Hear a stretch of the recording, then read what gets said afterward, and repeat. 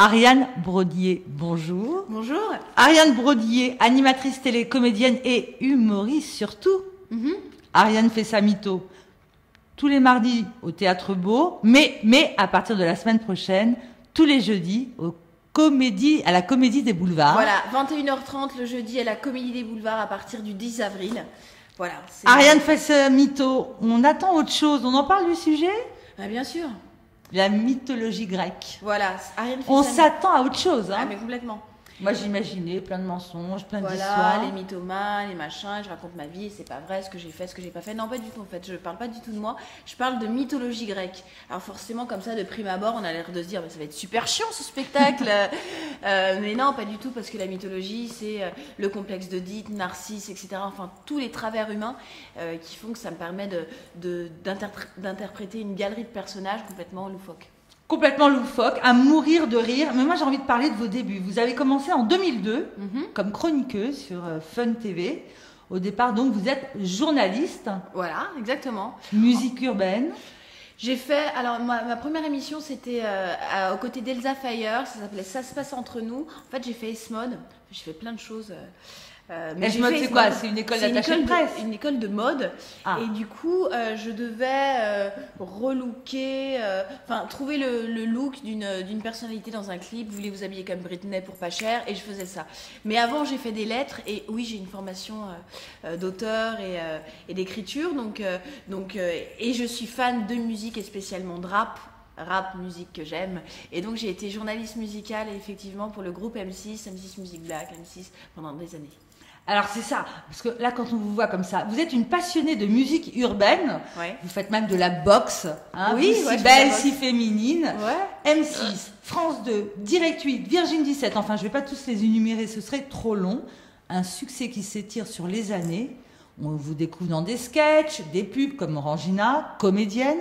Mais alors, l'humour, quel challenge! On se dit, mais elle est dingue. Tout vous sourit, et là, sur scène, vous prenez le risque, l'enjeu. J'arrête tout et je vais sur scène.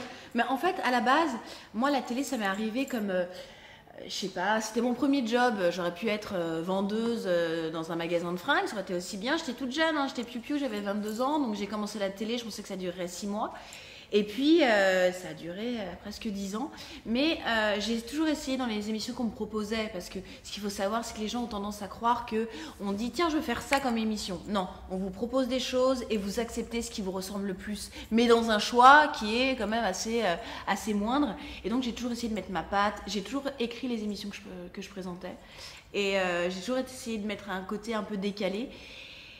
Et j'ai rencontré un monsieur qui s'appelle Julien Courbet, avec qui je suis partie sur France 2, où je faisais des sketchs ovniesques sur la consommation. Voilà. Et il m'a dit, mais ta place, elle est sur scène. Et à partir de ce moment-là, j'avais déjà un spectacle écrit, mais le fait qu'ils me le disent, etc., ça m'a confortée dans mon choix. Et puis, j'ai eu 30 ans, je me suis dit, tiens, je suis célibataire, je n'ai pas d'enfant, je vais au moins réaliser un de mes rêves. Je vais monter sur scène et puis comme c'est de l'abnégation absolue et quand on choisit d'être humoriste, on peut faire que ça, hein, clairement, surtout au début. On écrit, on réécrit, on teste. J'ai tout arrêté et pour me lancer. On entend bien que l'écriture revient beaucoup. C'est votre première passion, c'est ça, l'écriture? Oui, mais moi à la base, je pense que si j'avais dû choisir un métier, quand j'étais petite, on me demandait qu'est-ce que tu veux faire, je voulais être soit Sailor Moon. Mais bon, c'était pas possible. Soit écrivain. Ouais, je voulais écrire des livres, donc c'est pas... c'est pas encore des livres, mais en tout cas, c'est... Ariane Brodier, icône de la télé, plastique parfaite, vous pouvez pas le nier. Mais non. vous, votre truc, c'est de faire le mariole sur scène. Ariane fait sa mytho. Arthur vous a adopté dans l'émission Le Vendredi, Tout est permis. Finalement, votre spectacle, vous le jouez depuis 2012. Est-ce que ça vous a vraiment donné un coup de pouce? En fait, vraiment, j'ai tout arrêté en 2012 pour commencer à jouer. Alors, je jouais des 15 minutes, des 20 minutes, même dans des restaurants, tu vois, devant des gens qui étaient en train de dîner. J'essayais des sketchs. On a du mal à y croire. Je suis passée vraiment par le tout début parce que je voulais faire mes armes. Et il y a un an, le 14 février 2013, le jour de la Saint-Valentin, les gens pensent à ça. Moi, j'ai mon premier amour, comme c'est mon spectacle, voilà, c'est pas difficile pour moi de m'en rappeler. Je suis montée sur scène pour la première fois à Paris. Et donc, ça fait un peu plus d'1 an que je joue mon spectacle dans son intégralité à Paris. Alors oui, Arthur m'a pris sous son aile. Ouais, effectivement, je fais pas mal d'émissions avec lui. Il m'invite souvent dans Vendredi Tout est permis. Et c'est vrai que grâce à cette exposition génialissime, mon spectacle cartonne. Les gens me connaissent, me découvrent. Et aussi. Vous êtes surtout à côté d'humoristes connus, reconnus. Voilà. Parce que, en fait, finalement, ce qu'on ne sait pas, c'est que l'humour, c'est un milieu très fermé et très difficile. Oui, en fait, non, j'ai été bien acceptée par mes pairs. Et puis, en plus, les gens qui évoluent dans cette émission, je les connaissais au préalable. On a déjà fait plein d'émissions ensemble, donc ils ont toujours été très... ils ont réussi à me faire entrer un petit peu dans leur famille, donc c'est plutôt cool. Et puis, moi, j'ai de la faculté en improvisation. Donc, et qu'est-ce qu'on rigole. Vous avez une aisance et effectivement une répartie. Vous bougez comme une dingue. La passion de la musique revient. Dites-nous, c'est quoi votre secret? Une hygiène de vie parfaite? Non, alors déjà dans les émissions d'Arthur, vraiment ce qu'il faut savoir, c'est que c'est un kiff absolu. Je m'éclate. En fait, Mais ça a l'air très sportif, non? Ouais, mais c'est un peu tout et n'importe quoi. Je suis avec mes potes, on fait de l'impro, des épreuves, etc. C'est vraiment bonne ambiance. C'est un bonheur et je pense que c'est ce que ressentent les gens. C'est que même quand on vient voir mon spectacle, c'est avant tout ça qu'on perçoit. C'est que vraiment, je prends mon pied, quoi. Allez, je vais être un peu excessif dans mes mots, mais c'est orgasmique d'être sur scène, que les gens rigolent à vos vannes. C'est juste génial. Donc oui, l'hygiène de vie, ouais, je suis une grande sportive, je fais beaucoup de sport et je me tue au sport parce que je suis addict à ça.